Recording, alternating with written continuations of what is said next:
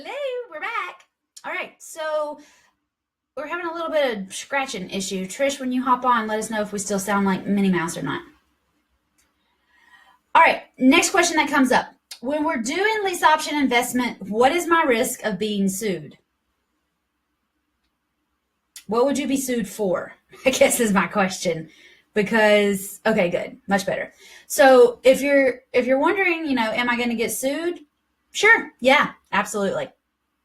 You could drive out of your subdivision today and get sued.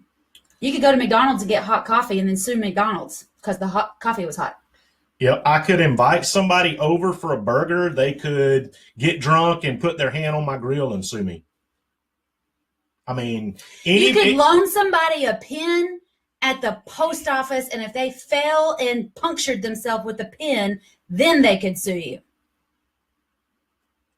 Do you remember when because it was your pen? Do you remember and it was a weapon? Do you remember when the criminal broke into the people's house and waited for them to leave, and they had a secure basement, and he had to live on dog food and water that was in the basement for like a week until they got back, and he sued them and actually was awarded something. Now, he did go to prison and stuff too for breaking and entering, but a jury actually gave this guy a little bit of monetary compensation for pain and suffering because he was in people. I mean, what a freaking joke. Are you kidding me? But you can be sued for anything. I mean, so the question is, can you be sued? Absolutely. I can sue anybody for anything. I pray that one day we're going to pass tort reform in this country so that if you sue somebody and you lose, you're responsible for all their fees, because that would eliminate about 3/4 of these BS lawsuits that you see out there. Okay, calm down right But calm anyway, down. It's okay, baby. We're not there. We're not there yet. It's so okay. hopefully we'll get there one day. Okay. All right. I'm off my soapbox. It's okay. Anyway, but yes. Don't ask any more questions like that. Yes, you can be sued. But the biggest thing with being sued is for somebody to sue you, they have to prove damages. So in this case, I mean, if you're providing a residence or structure or property, whatever word you want to use, and you're abiding by the terms of the agreement, what damages are they going to prove? This also goes, I get on my soapbox all day, every day, and people get onto me for it, but I close every deal with an attorney. I close every deal with my seller with an attorney. I close every deal with my tenant buyer with an attorney, same attorney, but I close everything with attorney. And yes, technically, I could just take this contract and go get it signed around everywhere and anywhere, but I don't want to do that. I want an attorney involved in every step of my deal so that one is I've got somebody overlooking all of my stuff to make sure that I'm following the law, so that I'm not trying to take advantage of anybody, so that I'm doing everything that I'm supposed to be doing, so that, and that helps me to go tell my sellers, look, I'm going to do everything with the attorney. I just get houses. My attorney does all the fancy paper writing stuff. And I tell my tenant buyers too, like, we're going to do this, but then I'm going to hand it over to my attorney and I'm going to have him finalize it. Like, everything is done with the attorney. And I love paying the attorney, because then the third reason I like that is when I turn around and I don't want to say in trouble, but when I get somebody that's not paying, I need to evict them, I just email my attorney and I'm like, hey, get that file. We're going to evict them. You go do whatever it is you do. Yeah, it's a text. Hey. It's an email. It's nothing. And so if, on the flip side though, if somebody got mad at me, not only do I have a contract that they signed, I have an attorney that wrote the contract, that is involved in this, that is ready and willing to represent me anytime that I need him to. So I love paying my attorney. Whatever it is, I love paying my attorney. All right. So use an attorney, use a title company, whatever. I teach people how to get good attorneys because my attorney's awesome. He golfs on our team at the church tournament once a year. He's not very good, but it's still fun. You were drunk. How would you know if he was good or not? Church tournament, right? Baptist. I don't know what she's talking about. I have no idea. Neither did the preacher. All right. So, last question that we have submitted. If y'all have some other questions, put them in the chat here. Excuse me. Last question that we have submitted. This is a good one. Should we be carrying liability insurance? Yes. Yes. I love attorneys. I love accountants. I love insurance agents. I love anybody that is going to protect me, that is going to help me, that is going to take part of what I need to do to make sure that I'm doing everything that I can that can be right. I love having those people around me all the time. And if somebody gave me $10,000 and I was wanting a $500,000 or $1 million liability policy and it cost $300 a year, you better believe I'm taking $300 out of their option fee and paying my insurance for the year. Yeah. How much can I get? How much will that cover? You want to do it twice? So, the one we just closed, 2 weeks ago or whatever, this came up. So tell them how you answered this question. So they specifically asked, are you carrying insurance on the house? Tenant buyer. And even if so, what kind of insurance do I need to get? So what'd you tell them? Don't hit me. What? Oh, the tenant buyer gets renter's insurance. I'm carrying liability on the house. On this house, I actually own it. So I'm carrying full landlord policy on this house. And I'm sorry. Had my rubber finger on. I'm carrying full insurance on this house. And they get renter's insurance, and that's in the full-blown contract that you have in First Deal Done Fast, where they have to get their own renter's insurance, and it covers their contents. It covers nothing but their crap. I mean, their treasures that they carried into the house. Right? That's right. So, yes, get insurance. Yes, pay for it out of the non-refundable option fee, because you don't need insurance until you're closing on it. Okay? Don't get insurance before you need it. Another thing about insurance is, at least in Tennessee, when I hit my goal for, a year and a half was to get 10 houses, because once I got 10 houses, I could get bulk rate insurance.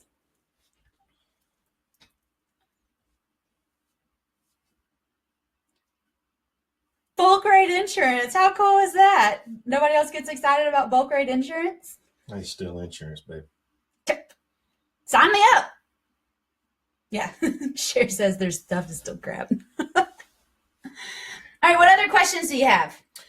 So I got one, and this is one that we get over and over and over. So if you've heard the answer to this before, I'm going to say it again because people are still asking it. So, we get new people every day. Yeah, everybody, and they haven't heard it. Yeah, everybody hasn't heard it.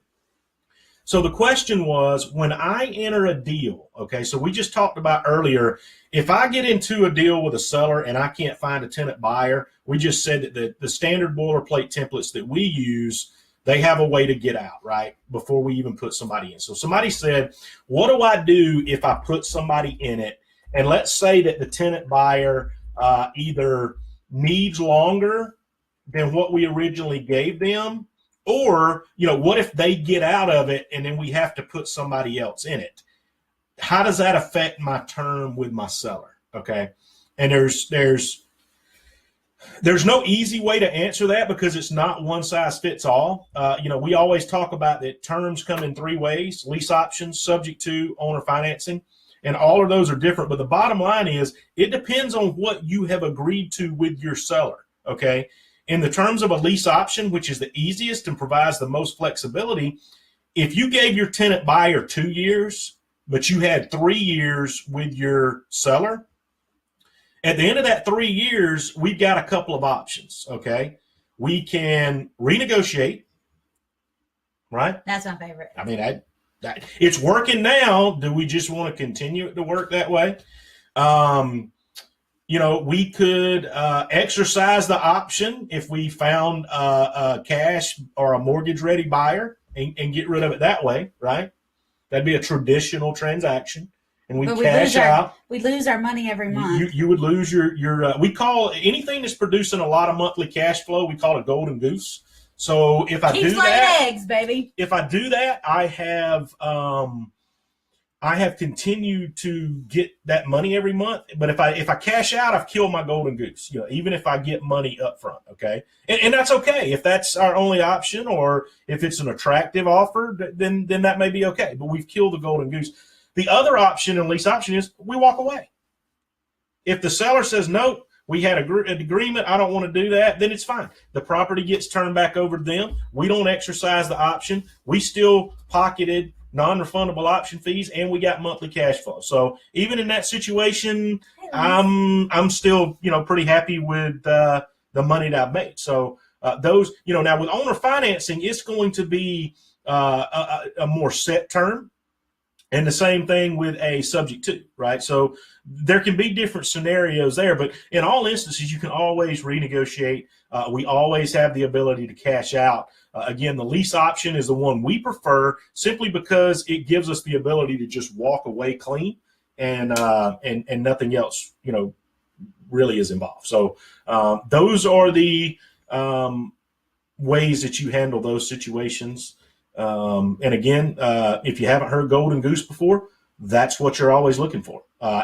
We talk about single family houses, and we talk about good monthly cash flow and stuff. So golden goose, with storage units. Anybody out there ever wanted to buy storage units? Storage units put in the right place. What do? Puke money. They puke money. Don't use these terms, right? We should trademark these things, because they're good. Well, Denise is here. She's the trademark attorney. But anyway, they storage I love units attorneys. puke money. I mean, there's no tenants, there's no toilets, there's no any of that stuff. Can't make meth in them because there's no water. So they're good. Have we come up with a good phrase of what our apartments do? Bitch and wine? No. I guess we should come up with something like that. We don't have to hear it though, because it's property manager's problem. I do the triplex. Anyway, so. All right, we have another question about insurance. Leslie clarified she wants to know if there's a need for personal liability insurance. And I have a personal liability insurance policy through my errors and omissions. And I have probably a separate rider insurance policy for personal liability insurance. I have no idea what kind of insurance I have. Every time I call the insurance agent to figure out what I need, then they find 15 different things that I need, and it ends up being an expensive phone call. So I pay a bunch of insurance every year, and I really have no idea. Jason's really good at analytics and making sure that I know what I have, so maybe he can find out what kind of insurance I have. The other thing, too, is talk to your agent. That's what I was going to say. Quit cutting me off.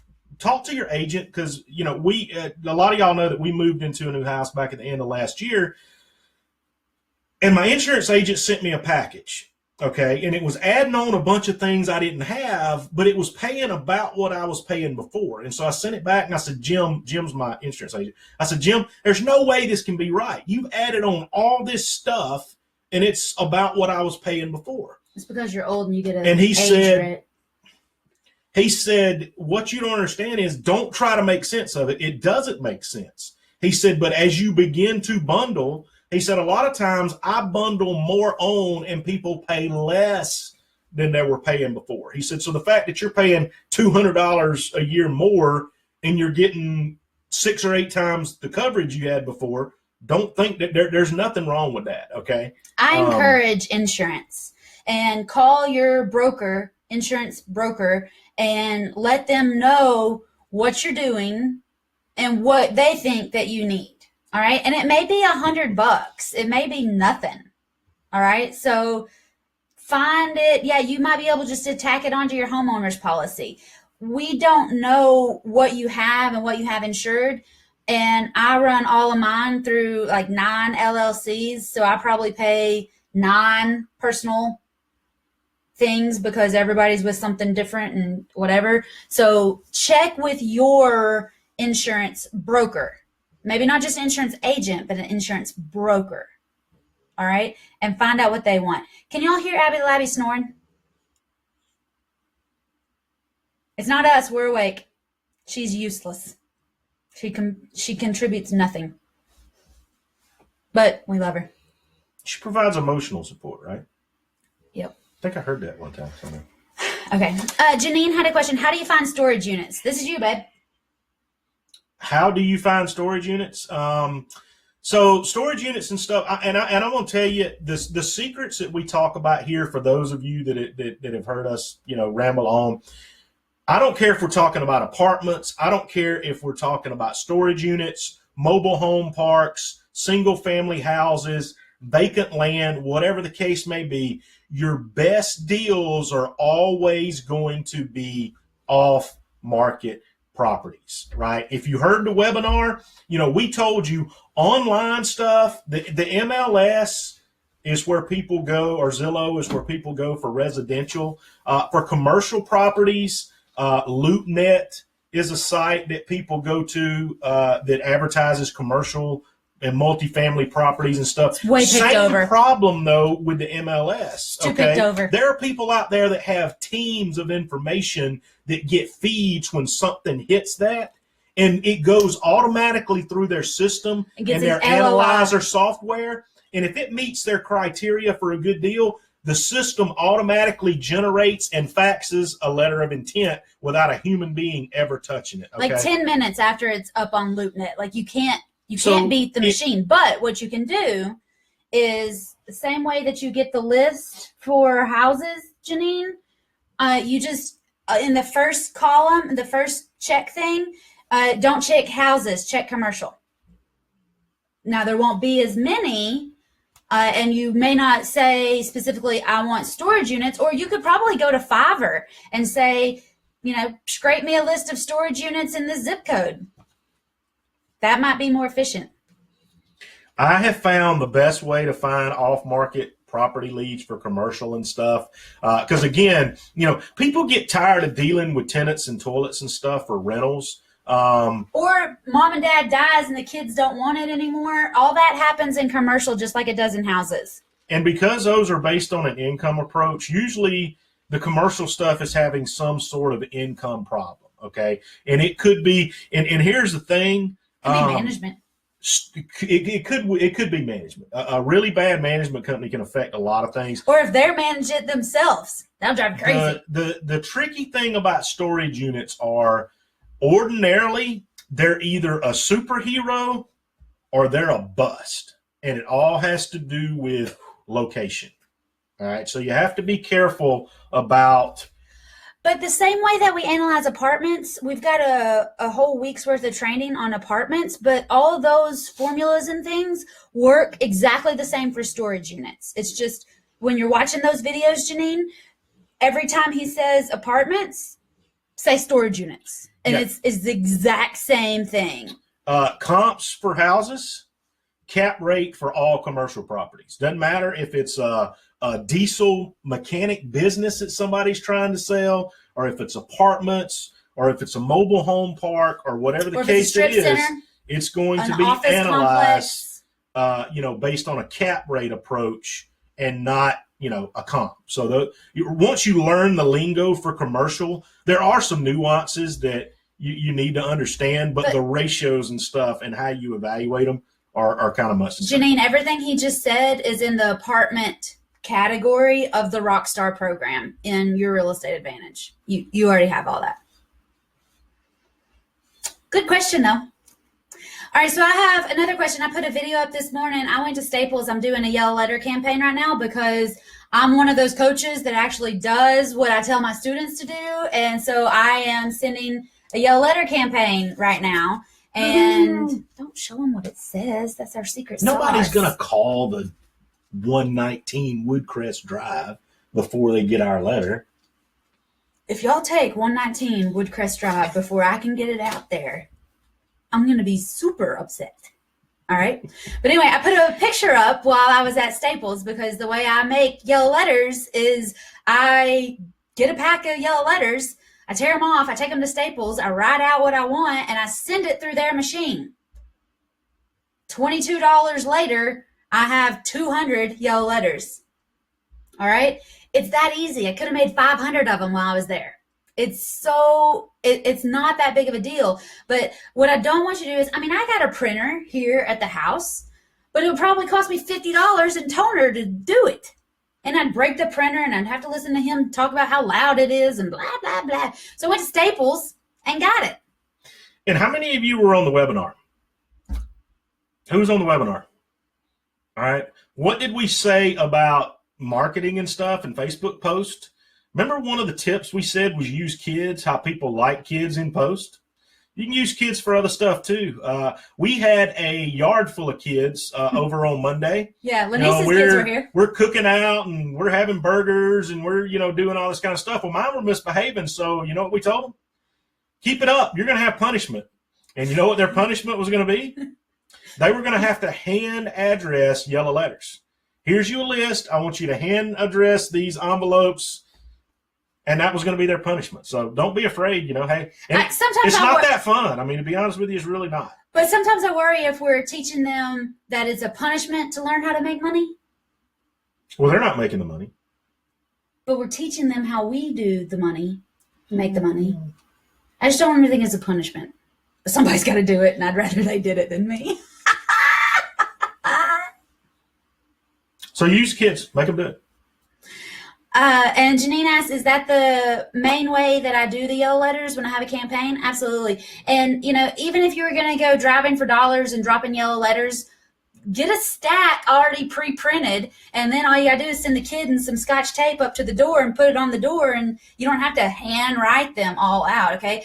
Dolores said that I've always got a trick to taking action, and I am a lazy landlord. I'm kind of a lazy person, all right? I'm smart, but I'm kind of lazy. I'll do the work. I don't care to be a workhorse, but I'd rather find a way to make it more automatic and flow, and I also kind of want to do it on the cheap side. So child labor, but also using Staples machine and their toner, and it takes 15 minutes. And I got to go to Chick-fil-A for lunch. Remember we talked about old habits and myths? People make things and say that it has to be complicated. I was talking to somebody the other day, and they said, my monthly money I like is good, but I hate having to meet them. I'm not going to give them my address because I don't want them to know where I live. And I'm not going to, meeting them is always a hassle, because this and that. And I said, then don't meet them.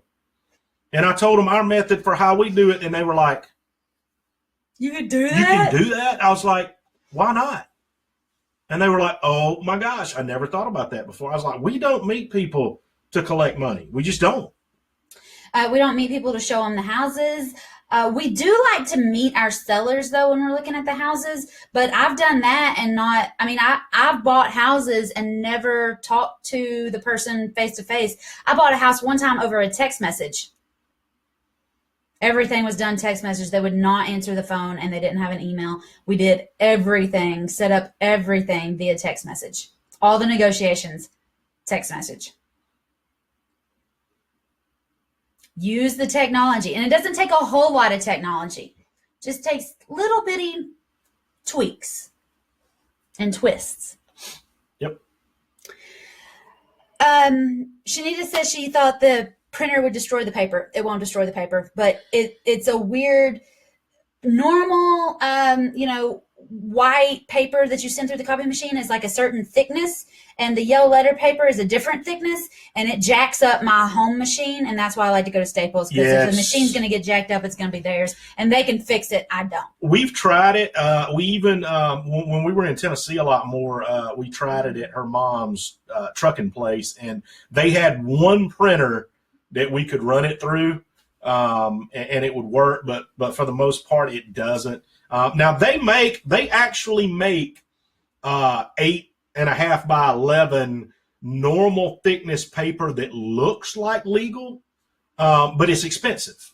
It's cheaper to just buy the pads and rip the binder off the top of it. Plus, you get that true yellow letter effect.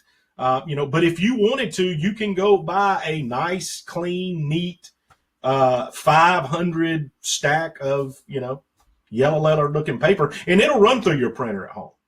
It'll jack it up. We just choose not to. I mean, I like people opening it and seeing that jagged tear and everything. So I needed to go get him some paper clips anyway. So I was going to Staples regardless. Anybody else have any other questions? I think those are the only questions that we had this week. All good questions, good stuff, absolutely. We did the Deal Makers Club last night, which is if you're in the Rockstar program, the group coaching, or one-on-one, you're in the Rockstar program. If you're in First Deal Done Fast, you also get the Deal Makers Club, and we did that in First Deal Done Fast last night. So all of the rock stars and all of you in First Deal Done Fast, the replay is still up in that group, and it'll live in that group. If you just go into that group and search Deal Makers Club, that video will be there. We went for about an hour and 15 minutes, and we did 3 deals. You promised an announcement today. Well, you want to make the announcement, or you want me to? Oh, I don't care. Y'all ready? Drum roll.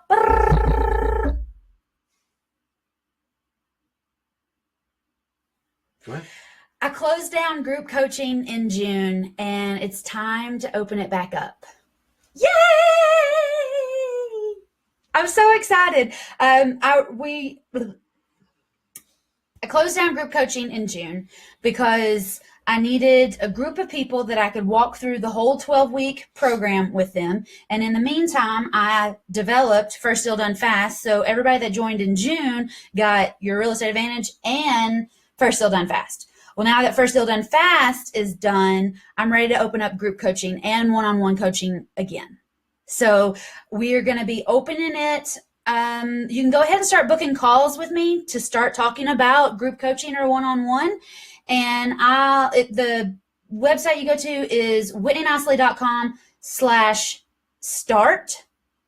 whitneynicely.com/start. There's a little video there. You put in your name, your email, and then on the next page, you can see my calendar. And when you see my calendar, it'll ask you to book 2 different places. That way I can choose if I want this time or that time. And it'll alert it to your time zone. So you can go ahead and start booking calls if you want to, but we're going to open the doors for real, for sure, next week. And then we're going to close them back down on the 15th. So we have open group coaching, and it's going to close on the 15th. And when you get group coaching, you do get First Deal Done Fast, and you get group coaching. In group coaching, we meet once a week for an hour every week on Tuesday mornings, but I put the replays up, and then we have a video vault so that you can go back through a whole year's worth of group coaching calls. I also have a speed coaching on Thursdays. So you get 15 minutes with me and you, one-on-one for 15 minutes, and we'll go through whatever's got you bogged down and help get you unstuck and get you back going. All right? And what else comes in? So you'll get in the First Deal Done Fast student group, and you'll get in the Rockstar student group. So you get into both private Facebook groups so that you can get videos that I put up in there. You'll get the Deal Makers Club in there. I won't promise that I do a video in both groups every day, but 5 days out of 7, I do an extra special, just, hey, this is on my mind, let me tell you about it, in both groups. And it's a different variation on both things. Did you mention apartments and wholesaling? No, I didn't. So in the group coaching, you get in that Facebook group, that private Facebook student group for group coaching, you get us, but you also get 5 other real estate coaches. All right. I've got Airbnb coach in there. I've got a self-directed IRA coach in there. I've got another flipping coach in there. I've got an apartment coach in there. Like the guy that taught us how to do apartments is in there to help you with your apartment deals. And then Jason is in there, and Jason does a monthly commercial webinar, lesson, whatever, in the Rockstar group. And so you get, on top of First Deal Done Fast, you get at least 2 other modules, one on wholesaling, and I don't teach it because I'm not a wholesaler, but wholesaling works. It happens. And there are certain situations where, we might want to wholesale or what we would actually call wholetail, right? Which is kind of basically a contract assignment, basically. Yeah. But it's more assigning the contract at a market value price instead of a bargain basin price, like wholesalers do. So there are situations where that could be an attractive offer, and and then there's people that wholesaling's their thing, right? It's not ours, but a lot of people like that real quick win and high volume. And if you want to do that, you can do that. As she said, what you get in there now on apartments is based on the course that Whitney and I actually took, where we kind of learned our stuff. What I'm doing now as I'm creating these monthly things is I am putting together my own content, okay? Some of that foundations is the basic principles and things that I learned, but just like we've done with First Deal Done Fast, it's much more than that. It's things that we have learned through experience. And what I found out over the years and looking at a lot of the courses online and stuff are they teach you the foundations, and that stuff's important, guys. Without it, the course would be meaningless. But what really gets you where you need to be is two things, okay? Two things. And some courses have this and some don't, okay? But the two things that get you there are the templates, the cheat sheets, the swipe files, all the things that you could develop on your own, but just take so much time and experience to get there. If you offer those things and you already have them, why not offer them as part of the package? The other thing is what we give with these groups, okay? It's the support. Oh, I thought you were going to say the real life examples. When you try something new, okay, very seldom do you just come out of the box and succeed. Sports is a great example. How many of you have ever, I know you're a band geek, but most of you have probably played some sports at one point in time in your life. And I don't know anybody that's tried that started out and was just great at it the first time they ever did it. I've played every sport imaginable, really, except for soccer and hockey. Those are the only two things I really haven't played. But it still can be frustrating. I mean, I've played golf since I was about 8 years old, okay? So I've played golf for 35 years. And it still can be so frustrating. And there can be days where I just want to either toss my clubs in the lake or put them up on Craigslist and get rid of them because I'm frustrated, all right? And when you're trying something new, it can be like that. And so having that support group there of people that are on that similar journey that understand your pain and the struggle you're on. Before I got into investing, Whitney would try to talk to me about stuff she was frustrated with because she started before I did. And I didn't get it because I wasn't there. I was worried about my 9-to-5 job, and I was worried about what was doing with the kids and stuff. I wasn't on the same journey she was. So I could sit there and pat her on the back and say, hang in there and stuff. But I didn't understand. I mean, we couldn't connect on that level because I wasn't on the same journey. So those are the things that you get that are huge, right? So one other question, somebody had said First Deal Done Fast. If you join that program before it closed, between now and the time we open it up, you have first priority, okay? Because group coaching, and then especially the one-on-one coaching where you get access for a dedicated period of time every week. You also get, private message access and stuff at any time and all that kind of stuff. Those programs require more of our time and especially Whitney's time. And so we can't open that to everybody.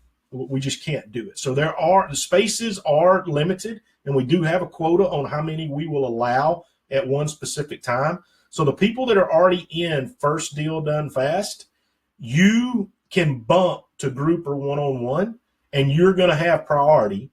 And as we promised you before, your course that you've already paid for will be credited to the normal price of that program. Okay, so we're opening it next week. Yeah, but we're taking calls with First Deal Done Fast this week. If you want to go ahead and if do any a call, rock stars that are in group want to bump to one-on-one, you can do that also. Yeah. And we'll do that this week. Yeah. William has a question. So are things closing? The thing that's closing is we're going to open enrollment for group and one-on-one coaching, and we're going to close that on the 15th. So you've got 9 days to book a call and get into group or one-on-one.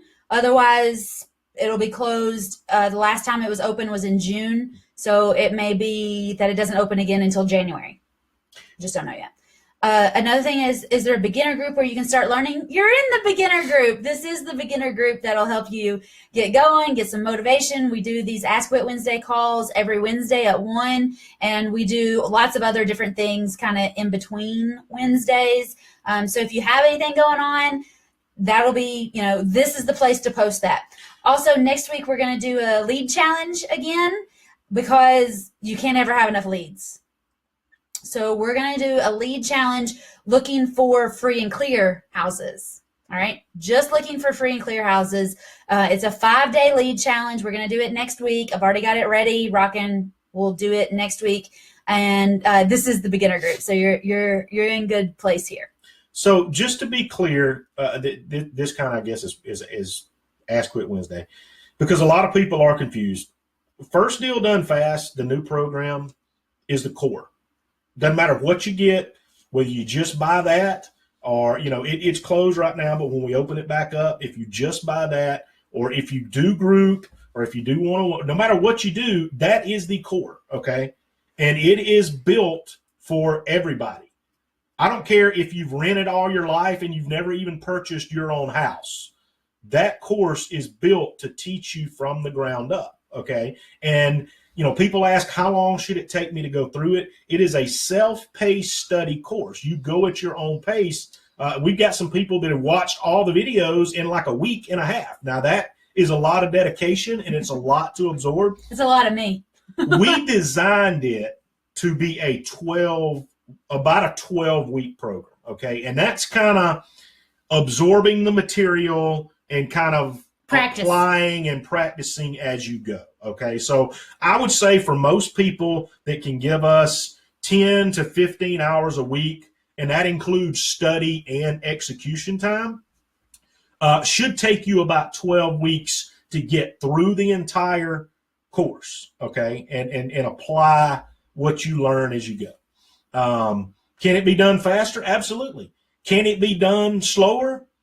Absolutely. And we see that all the time. There'll be people they'll get into one, they'll get in at one level and they'll go through and they'll be like, you know what?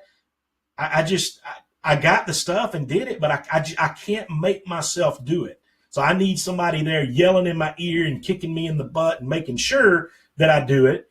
And they'll bump up to something that, kind of crams it down your throat. Or has more interaction with us. Things like that. The other thing is that you may not have mentioned that we do get is with the group, you do get a discount on. No? Oh, yes. Go ahead. Yes. So Whitney has what she calls a W3 weekend, and it's a weekend workshop with Whitney. Okay. And basically what we do is we have a live classroom training, and it's about 2.5 days, and we go through the same material, but we go through it and we actually practice it. So when we talk about talking to sellers and stuff, we actually have dialogue. Some of it's where you split up into small groups and do activities. Other things we do is more of an interactive with the whole group. But a lot of people prefer a classroom training. Okay. And it comes with a binder, and, you get to write notes and all that kind of little fun stuff. You also get to meet some of the other wonderful people that you chat in the group. That's what I love. I love, we can see everybody's Facebook pictures and stuff like that, but nothing like hugging somebody's neck and getting to talk to them really about who they are and stuff like that. So, if you're in the one-on-one, it's included. You get one included. And if you're in the group, you get a discount off of what just the general public pays. Okay. $300. And we do about one a quarter. I think right now there's one in October. We're going to be in Pasadena, California. In December, we're going to be in Knoxville. We're going home. Tennessee. And then we are going to be in Orlando in January. So we've got 3 already booked that are on the calendar. As we begin to get other places and stuff like that, we've actually had some requests. We've had some people saying, "Hey, when are you coming to Texas?" and stuff like that. So we'll take kind of all that, and we do take where our current students and stuff are into consideration. But you do get a group. If you're in group, you get a discount on that. If you're one-on-one, you do get one of those included. At no additional cost for that. And First Deal Done Fast, if you're already in First Deal Done Fast, you get a discount also. So, those are things that some of the people like. But again, it's the same content. It's just different ways of learning it because everybody's different. Well, some people would like to block off a weekend and just go all the way through it. They don't want to spread it out over 12 weeks. They want to get it in 3 days and then go back and implement it. And I'm that way. Other people want to do it just in a day. They don't want to be in the group and listen to everybody else and all this stuff. They just want to know about them. All right, we can do that too. So wherever you are in this, it's good. And the way to book a call with me to make sure that you're getting the right program that we have for you until we get this set up and have like a messenger bot or something answering these questions for us, Mackenzie, go to whitneynicely.com/start. There's a video. You put in your first name, your email, and then on the next page, it takes you to my calendar. And Janine has been with me for, how long you've been with me? Like a year, but you've been in the group for maybe 6 months or so. But Janine has been telling me for a year, when are you coming to California? When are you coming to California? I'm coming next month, October 13th, 14th, and 15th. So y'all, we're going to be in Pasadena at the Hilton Pasadena. And if you want the information on that, whitneynicely.com/California. Yay! We'll be together for 3 days. We're going to do a bus tour, all of that fun stuff. We got 3 minutes to close. Oh, and Leslie asked another question. Okay, so in First Deal Done Fast, we try to make offers on everything. That's why we went through the Deal Makers Club last night. We want to make offers on absolutely everything. So if we are told verbally, no thanks, they're not interested, what do we do? Do we go ahead and mail them an offer? You could. Or you could just keep them on like an email drip or keep a lead sheet filled out on them and, follow up next month. Or maybe send them a postcard in 2 months. Or maybe send them a yellow letter that said, hey, did you forget about me? I still want to buy that house. If it's empty, call me. Something like that. And then I think we answered the rest of them. So if you're told no thanks, what do? Keep trying. Make them remember you. Be memorable.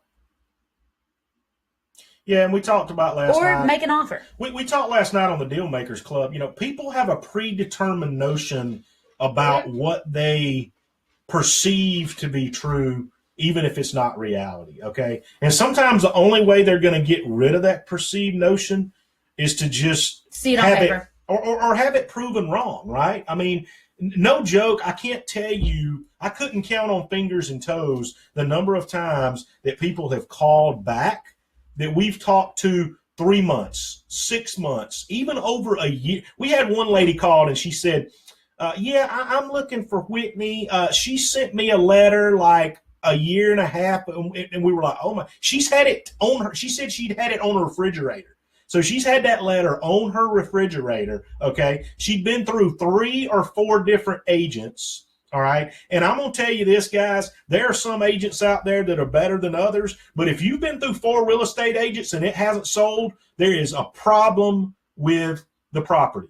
Or your brain. It's either the price. Or your pride. It's either property or your pride. It's either the price or it is something about the property. Now, when I say something about the property, it may be functionally obsolete. And do y'all know what I mean by functionally obsolete? Functionally obsolete would be maybe I have to go through one bedroom to get to another bedroom. Or you have to go through a bedroom to get to the only bathroom. Yeah, go through a bedroom to get to a bathroom. Things like that just aren't really, the house just doesn't flow. That can do it. But, most of the time it's price, okay? And yeah, there's some crappy agents out there. But the fact that you got 4 crappy agents all in a row, probably not. Probably has something to do with the price, okay? But we'll have people that'll try that. They may try it for a year. And that's what this lady done. She had gone through 4 different agents. And none of them, she couldn't even get any offers. It was to the point where the pictures were online, the write-up and stuff was good. It was obviously the price. And we were able to get her closer because we told her that even though we were giving her less, she wasn't going to have to pay and absorb all these fees in the transaction, okay? But a year and a half had gone by, and we were able to make that happen just simply because she had kept that letter, and she still had some pain there. Now, it wasn't extreme pain, or she wouldn't have kept it for a year and a half. But it was pain, and she actually came back and basically said, I'd be interested in talking to you again. And so we sat down with her, talked about it, and we're actually able to work out a transaction. So a lot of times they'll come back. But again, we don't ever want to accept a bad deal, okay? Ever, ever, ever, ever, ever. And a lot of people say, you know what, Jason, but I want my first one done so bad. I'm okay if I don't even make any money on it. No, we're doing this for two reasons. We're doing this to help people, number one. And let me tell you right now, if you're not willing to help people, if you're only doing it for the money, probably not going to be very successful. Not the program for you. Successful, okay? Because you have to want to help people. Yep. All right, you just do. But but you got to want to make money too, okay? So if you can't do both, then don't do the deal. Just don't do it. We also, though, have had people on the other hand that want to help people a little bit too much. Okay, it's got to be a win-win-win. We've had people call us and say, hey, my tenant buyer backed out. One of them lost their job, and they're just not going to be able to stay in the transaction. And I know they gave me $15,000 up front, and I know it was non-refundable, but I really want to give them $10,000 back. Okay, I'm not doing it for two reasons. Number one, we signed a contract, and I do want to help, but I'm here to make money. Number two is, word of advice here, if you do it for one, you've set a precedent, and you could be opening yourself up to trouble down the road. So don't do that. Do it. Don't want to help too much. You got to want to help, but again, you can't be a babysitter. Okay? Don't give away all your chickens. All right, Caesar has a question. I drive a semi in dump during the day. Should I call FSBOs while I drive or after work? I have a trucking response to this from the former safety manager of a truck company, and you're not supposed to be on your phone while operating a heavy vehicle. So do not call until you're at a rest area or you're waiting to be loaded or whatever it is. Don't call while you're driving. You could get heavily ticketed for that. Your safety coordinator will hate that, and you could get fired for talking on the phone and driving a big truck at the same time. But that being said, I don't have a problem with you calling from a truck stop or from the job site or from, while you're resting or any of that other stuff. Call whenever it's convenient for you. Make the first attempt, and whenever they call you back, if you got to say, hey, sorry, I'm driving right now, call them later. Yeah, and, Bluetooth and stuff, I know you shouldn't do it, but here's the biggest reason you don't want to do it. When you're talking to a seller, you're going to want to use a lead sheet. And fill it out. If y'all don't know what a lead sheet is, you have them for both buyers and sellers. This is one of the things. Remember we talked earlier about tools that make your life easier? Okay, a lot of courses don't provide you with a lead sheet. We provide you with lead sheets because you need them. The reason you need them is it captures information that you need to get, whether you're talking to a buyer or a seller, and it captures it in the order in which you need the conversation to flow. So, whether you want to get something from us or you're going to go out and you're going to, take information and just totally go out and do this on your own, you're going to need a lead sheet. All right. Because it captures that information. And, we use the same analogy, but I'm going to say it again if you hadn't heard it. When you first get started, it's like asking a girl out on a date. The first time you do it, you're going to be nervous and you're going to totally screw it up. You weren't nervous when you asked me out on a date, were you? By that time, I was old. I had lots of experience by that time. And you just wore out by the time I found I'm talking about when you're young. When you're young and you're like, 13 or 14 and, you're asking the girl, you stumble. And you say stuff you shouldn't have said, and you wish you said something you didn't. You shouldn't say. Well, that's different. But anyway, so the lead sheet's going to guide you through the conversation with the seller is what he's trying to say. It's going to keep you in order. And my opinion, we were talking about this the other day. Whitney and I had a little joke go. It wasn't a joke. It was a running disagreement on what is the most valuable thing that we offer to a beginner? And I think it's the lead sheet. I think it's the button. I don't really even have my button on today. Well, you hadn't left the house. It's okay. I did. I went and hung out with Jennifer. She's got this big old honking button on. But anyway, I think it's the lead button. Sheet, okay? Because doesn't matter how many leads I generate, if I don't have something documented to get it down, we're going to do that. Whitney let in on a secret earlier that we're about to start a new lead challenge. So I'm going to tell you this right now. If you do not have a lead sheet come challenge time, you need one. Get you a lead sheet. If you don't have one, buy one. If you can't buy one, make one, okay? Because you are going to need a lead sheet to capture leads. And that's the thing. On the Deal Makers Club last night, that's what we did. People submitted lead sheets, okay? And so it was a consistent format to go through. Okay, thank you, Janine. David, I had not seen your question, but I see it now. David posted up in the Become group that he has a tired landlord on the hook and responded to his marketing. And it looked up the numbers, and now he's staring at his phone. He's afraid to make that call. So how do I overcome the fear of talking to these people? Well, remember that you get better the more you do it. And the first time, maybe you're going to suck. Maybe you'll be amazing on the first one. But after a while, it's as easy as just ordering a pizza. I mean, you call up Papa John's, you say, hey, I want a 3-bedroom, 2-bath with a garage in the Powell School District, right? Can you deliver? Yeah. Is this virtual or delivery?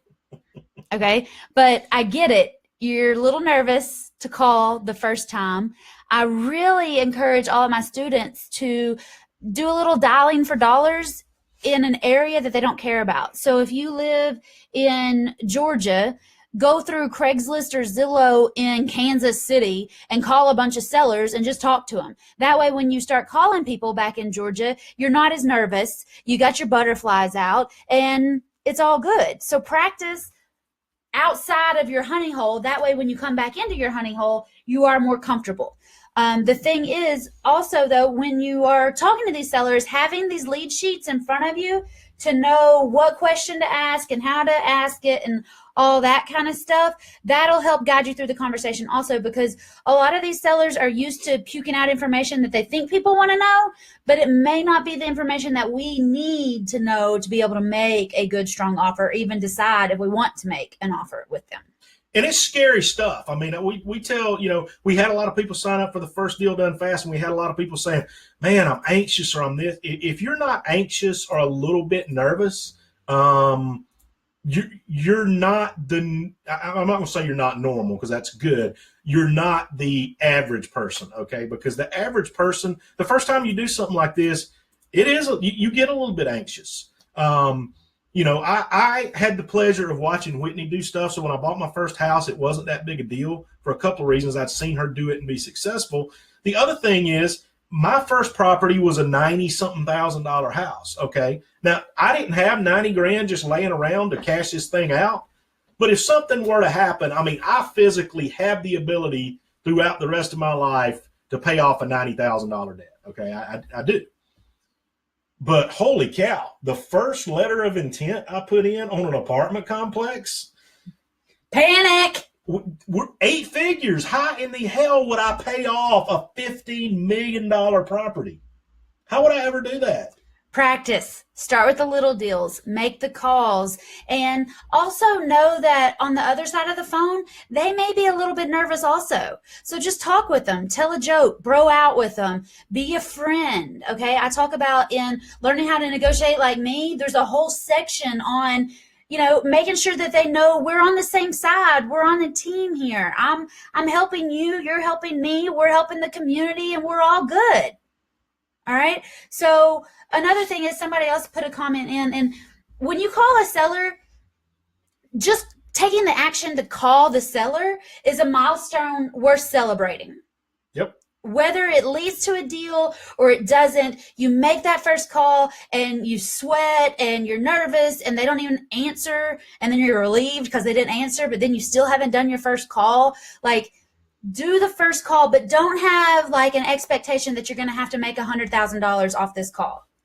do the call, do another call, do another call, do another call.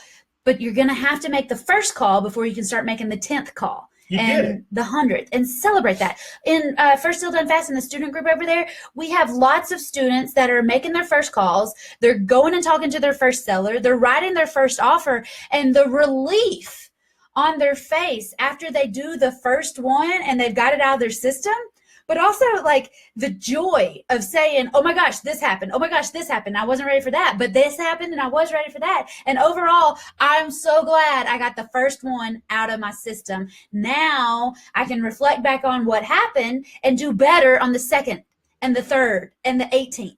All right.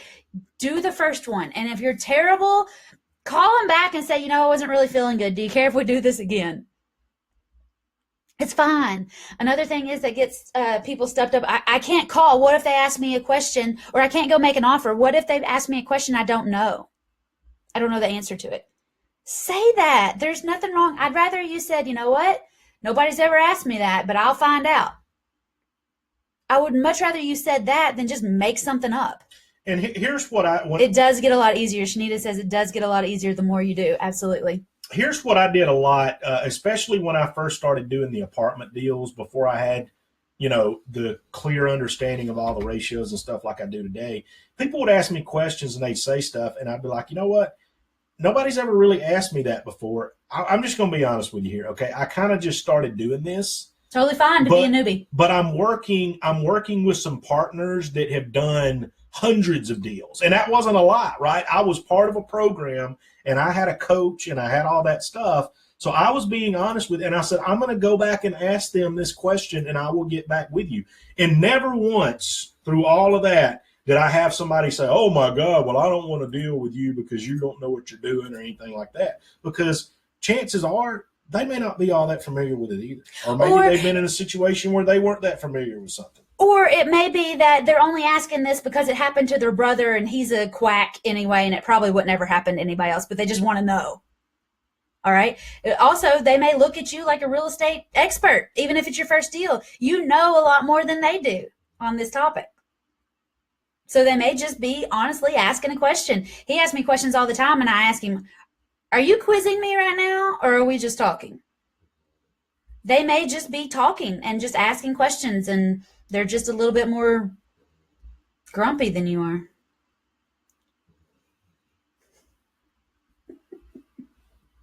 Absolutely. Don't sweat it. Don't sweat this. I mean, you're going to sweat. I sweat on podcasts. I end up pouring sweat on podcasts because I just get excited and nervous at the same time, right? You'll get excited and nervous making the calls. When the calls start coming back in, you'll be excited and nervous. It's great. If you weren't excited and nervous, I'd check your pulse. It's totally fine. Excellent questions today, guys. I enjoyed this. Did you have fun? It's good. Did y'all have fun? Everybody learn a little something? If you want to talk to me about joining group or one-on-one, or deciding which W3 you need to go to, or deciding, when you need to get into First Deal Done Fast, if you want to do any of that, go to whitneynicely.com/start. Let me get my pointer over here. Is that all the questions? I mean, I guess we can still be here, right? Well, what are the questions? We've run overtime. That's okay. Go to start. There's a little video, name, email, and yay! You're welcome, Leslie. Book a call. We'll talk about what you got, what we can help with, and we are going to be closing the door on one-on-one and group coaching on the 15th. All right. So if you're new to the group, totally cool. Understand. We got a lot of stuff out there, but we talk all about real estate investing all the dang time. So you'll get in a rhythm of that. There's a lot of videos. If you'll go through and watch a lot of the old videos, you'll see a lot of Ask Wit Wednesdays. You'll see a lot of deal strategies. There's lots of different stuff out there. And I've got a YouTube channel with even more stuff. You can click around on whitneynicely.com/shop. Or if you just go to the website up in the right, there's a store or a product or something page. You can check out everything there too. But go book a call with me, and I've got somebody booked a call while we've been here. So that's good. All right. I will get it scheduled and get to you as soon as possible. And y'all let us know if you have any questions. I'm out of here. We'll save the next questions for next week. Or, we'll answer questions in the meantime, but we do a specific Ask Wit Wednesday video. Bye, y'all.